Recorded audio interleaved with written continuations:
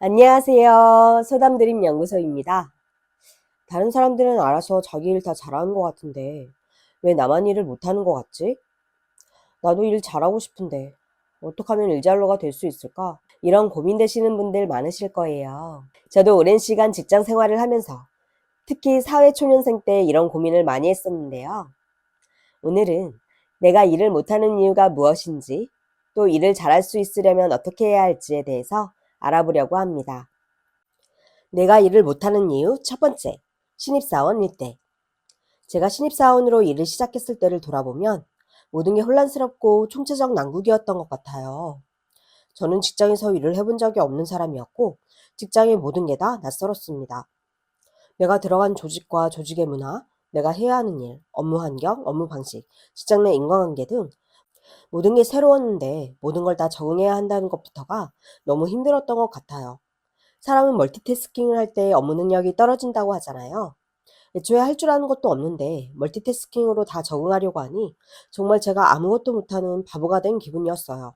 선배들도 다들 너무 바쁘시고 저에게 일을 가르쳐주는 사수가 따로 있었던 것도 아니라서 일은 일대로 많은데 효율은 안 나오고 매일 혼나는 날들의 반복이었던 것 같습니다. 내가 일을 못하는 이유 두 번째, 일이 내 적성에 맞지 않는 경우. 사람들은 각자 너무 좋아하는 일도 다르고 재능, 적성, 잘하는 일도 다 달라요. 누군가에게는 너무 쉽고 자연스러운 일이 누군가에게는 너무 힘들고 불편한 일일 수도 있고 누군가에게는 너무 재미있고 흥미로운 일이 누군가에게는 지루하고 싫게 느껴질 수도 있습니다. 처음부터 일을 잘하는 경우는 드물지만 3년, 5년이 지나도 적응이 잘 안 되고 무기력하게 느껴진다면 업무 자체가 내 적성에 맞지 않는 것일 수도 있습니다. 내가 일을 못하는 이유 세 번째, 직장 내 인간관계, 조직 문화가 어려운 경우. 내가 일을 평균치 이상 잘하고 있다고 하더라도 직장 상사나 동료가 잘 협조해주지 않는다면 또는 특별한 사유 없이 나를 괴롭히거나 일을 과도하게 몰아준다면 내가 일을 잘하고 있다는 느낌을 받기는 어려울 거예요. 직장 내 대부분의 업무가 나 혼자 잘하면 되는 게 아니라 타인의 협력이 필요한 경우가 많다 보니 인간관계와 조직 문화 때문에 힘들어하는 경우도 많은 것 같습니다. 그렇다면 어떻게 해야 일잘러가 될 수 있는 걸까요? 먼저 신입사원의 경우라면 특히 일이 많고 사수가 없는 경우라면 짧은 시간 안에 일잘러가 되기는 쉽지 않을 거예요. 내가 해야 하는 일과 업무 환경, 조직 문화, 업무 프로세스를 익히고 적응하는 데 시간이 필요합니다. 물론 내가 얼마나 의욕을 갖고 노력하느냐에 따라 그 시간은 짧아질 수도 길어질 수도 있겠죠. 이 시기에는 낮은 자존감과 번아웃, 무기력, 우울감에 빠지기도 쉬운데요. 내가 처음부터 모든 것을 다 잘할 수 없다는 걸 인정하고 매일 어제의 나보다 조금씩 나아지는 것을 목표로 한 단계씩 성장해 나가면 좋을 것 같습니다. 잘 이해가 되지 않는 부분, 재확인이 필요한 부분은 일을 잘하는 선배나 동료에게 물어보고 내가 일을 제대로 하고 있는지 중간 보고를 하거나 확인하는 과정이 필요합니다. 피드백을 받고 제대로 이해하게 되면 매일 조금씩 나아지고 성장하는 나를 발견하실 수 있을 거예요. 업무를 하다 실수하는 부분이 생기면 그런 실수가 왜 발생했는지, 뭐가 문제였는지를 돌아보고 다시 그런 실수를 반복하지 않기 위해서 어떤 부분이 보완되어야 할지 확인하고 수정하는 과정이 필요합니다. 물론 실수를 사전에 예방할 수 있다면 더 좋겠죠. 업무와 관련된 부분들을 기록하고 메모하면서 중요한 부분이 누락되지 않도록 합니다. 두 번째로 일이 내 적성에 맞지 않는다면 어떻게 해야 할까요? 그동안 사회생활과 일에 적응하느라 자기 자신을 돌아볼 여유가 없었다면 먼저 나 자신을 돌아보세요.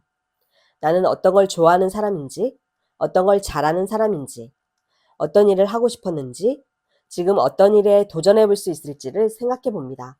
나 자신에 대한 이해와 함께 다양한 외부의 정보도 수집해 보세요.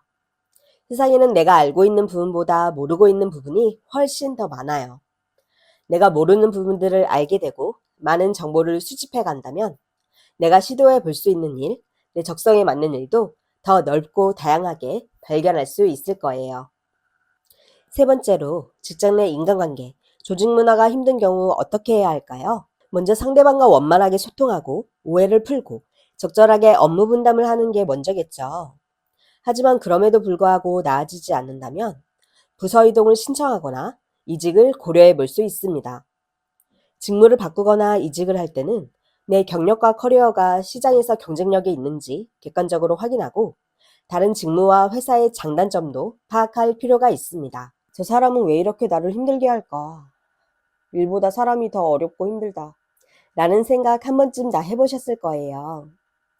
실제로 직장에서 일 자체보다는 인간관계로 힘들어하는 사람들이 더 많다고 하는데요. 저도 직장 생활을 하면서 여러 사람들을 만났고 나를 괴롭게 하는 직장 상사, 선배, 동료들 때문에 소갈이 했던 기억이 나네요. 오늘은 이렇게 직장 내 인간관계로 힘들 때 대처하는 법 3가지에 대해서 알려드리려고 합니다. 첫째, 회사와 직장의 목적을 잊지 말자. 회사는 이윤을 추구하는 곳이고 나는 월급이나 나의 성장, 경력 등을 목적으로 그곳에 있다는 걸 기억하는 것입니다. 회사에 오는 목적은 친목이 아니기 때문에 업무에만 지장이 없다면 모두에게 잘 보일 필요도 모두와 잘 지낼 필요도 없습니다. 나를 괴롭히는 한두 사람 때문에 내 경력과 커리어에 불이익을 받는다면 너무나도 억울하겠죠. 둘째, 타인의 시선과 평가를 너무 의식하지 말자. 회사에서 일을 하다 보면 나와 맞지 않는 사람들, 나의 일처리 방식을 마음에 들어하지 않는 직장 상사나 동료도 있을 수 있어요. 그들은 나에게 폭언을 휘두르거나 잔소리를 하거나 묘하게 나를 기분 나쁘게 하는 이야기, 뒷담화를 할 수도 있어요. 그럴 때 자존감도 낮아지고 정말 나에게 문제가 있는 것은 아닐까? 고민도 될 텐데요. 누구에게나 장단점이 있고 각자 일을 잘하는 영역과 잘하지 못하는 영역이 존재합니다. 누구나 의도치 않은 실수를 할 수도 있죠. 물론 회사 일에 지장을 주어서는 안 되기에 적절한 피드백은 받아들이고 수정하는 과정도 필요하지만 그들의 말에 과몰입하면서 스스로 상처를 주지 않았으면 해요. 그들 역시 완벽하지 않고 단점과 실수를 반복하고 극복하면서 지금까지 살아왔을 거예요. 어제 나보다 조금 더 성장하고 조금 더 잘해나가는 여러분 스스로를 다독이고 격려해 주세요. 셋째, 회사 사람들과 적절한 거리를 유지하자. 우리가 다른 사람들과 원만하게 잘 지내는 건 좋은 일이지만 회사에서 만난 사람과 지나치게 가까워지면 예상치 못한 부작용이 발생할 수도 있어요. 회사 사람에게 나의 깊은 속 얘기를 한다거나 친하게 지내던 동료와 크게 틀어지게 되면 갑자기 회사 생활이 너무 불편해지고 이 때문에 이직을 하는 일이 발생하기도 합니다. 인간관계라는 게 내 힘으로만, 내 마음대로만 되는 게 아니라서 참 어려운 문제이기도 한데요. 여러분이 이 회사에 있는 가장 큰 이유는 무엇인지 다시 한번 떠올려보고 여러분의 목적과 목표에 맞게 적절한 관계의 거리를 유지하시면 좋을 것 같습니다. 오늘 영상을 준비하면서 지난날에 힘들었던 직장생활과 인간관계가 떠올랐는데요.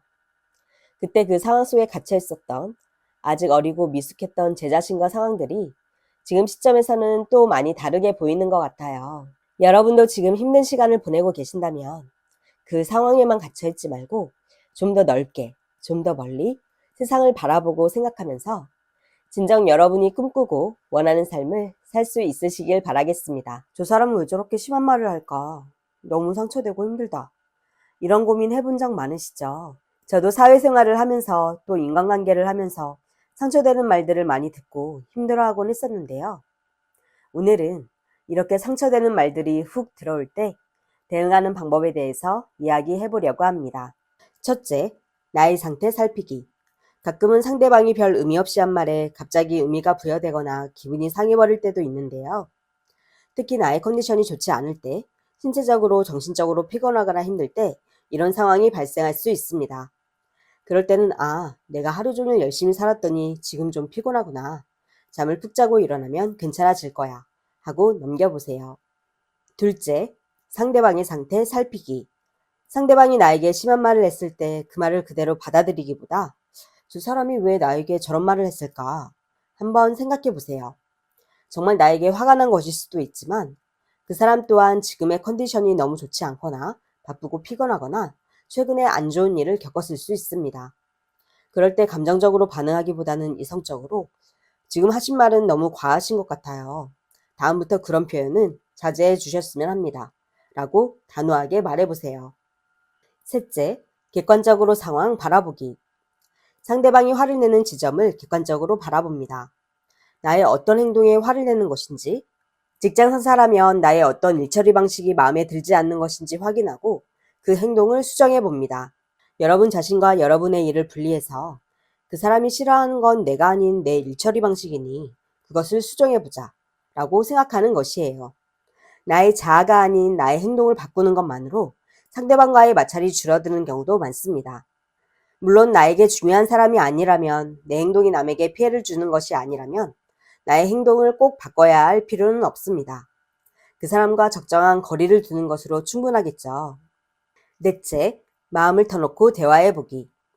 상대방이 나에게 중요하지 않고 별 영향을 주지 않는 사람이라면 상관없겠지만, 매일 자주 보는 가족, 연인, 직장 상사가 나에게 상처 주는 말을 자주 한다면 깊이 있는 대화나 면담을 해보는 것도 방법입니다. 상대방의 입장도 듣고 내 입장도 전달하면서 깊이 있는 대화를 한다면 감정의 골이 깊어지는 걸 예방할 수 있겠죠.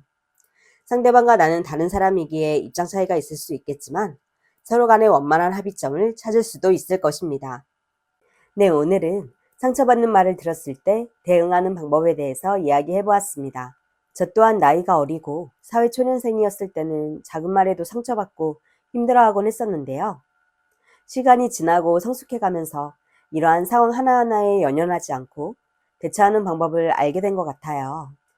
상대의 말, 특히 나에게 불쾌감을 주는 말을 들었을 때 그것을 그대로 받아들이고 감정적으로 반응하기보다 객관적으로 상황을 바라보고 적절하게 대응하면서 여러분도 더욱 성숙하고 성장해 나가시길 제가 응원드리겠습니다. 회사 일이 너무 적성에 안 맞는데 그만두어야 하나? 그만두면 뭐 해 먹고 살지? 회사 사람들과 너무 맞지 않아서 괴롭고 힘든데 그만두어도 될까? 나중에 후회하면 어쩌지? 고민된 적 많으실 거예요. 저 역시 직장 생활을 하면서 이런 고민이 들 때가 많았는데요. 오늘은 퇴사가 고민될 때 알아야 할 것 3가지에 대해서 이야기해 보려고 합니다. 첫째, 인생을 사는 데는 여러 길과 방법이 있다. 어쩌면 여러분은 그 회사에 들어가기 위해서 많은 시간과 노력을 들였을 수 있습니다. 나이도 어렸고 세상에 대한 경험이 많지 않았던 여러분은 내가 뭘 좋아하는지, 뭘 가장 잘할 수 있는지도 모른 채 그때의 여러분과 주변의 기준에 맞는 적당한 직업과 직장을 골랐을지도 몰라요. 사실 제가 그랬거든요. 20대의 저는 제 자신에 대해서도 세상에 대해서도 잘 알지 못했고 막막하기만 한 사회 속에서 길을 헤맬 수밖에 없었어요. 애초에 적성에 맞지 않는 직업을 선택했고 업무 강도도 높아서 막대한 스트레스를 받으며 출근했던 기억이 나네요.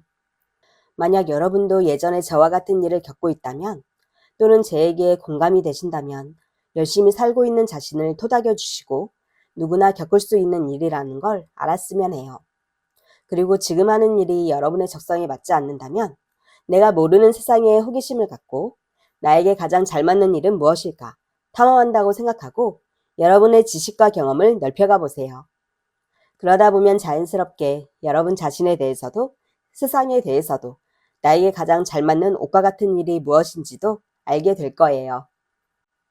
둘째, 힘든 순간도 언젠가는 지나간다. 직장 생활을 하다 보면 너무 힘들고 지치고 위기의 순간에 마주할 때가 있어요. 모든 걸 다 내려놓고 다 그만두고 싶은 생각이 들 때도 있죠. 하지만 그 힘든 순간들도 언젠가는 지나가고 평안하고 평범한 일상이 다시 찾아올 거예요. 지금의 힘든 순간과 상황에 갇혀 있기보다 한 발짝 멀리 떨어져서 만약 내가 제3자라면, 미래 시점의 나라면 지금 무엇을 하는 게 가장 현명하다고 말할지 생각해 보세요.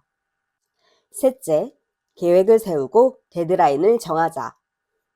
회사 생활이 너무 적성에 맞지 않고 일도 사람도 나를 너무 힘들게 한다면 무조건 버티는 게 답은 아니라고 생각해요. 하지만 아무런 목표나 계획 없이 단지 힘들다는 이유만으로 퇴사를 하게 된다면 자칫 또 다른 문제에 빠질 수 있어요. 퇴사를 하기로 마음을 정했다면 어떤 회사로 이직을 할지, 어떤 새로운 일이나 공부를 할지 명확한 계획과 목표를 먼저 세우라고 말씀드리고 싶습니다. 계획과 목표가 명확해졌다면 언제까지 준비 기간을 갖고 언제 퇴사를 할지 데드라인을 정해보세요. 끝이나 마감을 정해놓으면 일에 대한 고단함도 줄어들고 보다 효율적으로 일할 수 있을 거예요. 네, 오늘은 퇴사가 고민될 때 알아야 할 3가지에 대해서 이야기해 보았습니다. 여러분이 인생에서 마주하는 여러 위기들을 기회로 만들고 또 잘 이겨내시기를 바라면서 오늘의 영상 마치겠습니다. 감사합니다. 앞으로도 진로직업 커리어에 대한 영상을 저의 지식과 경험을 기반해서 꾸준히 업로드할 예정이에요.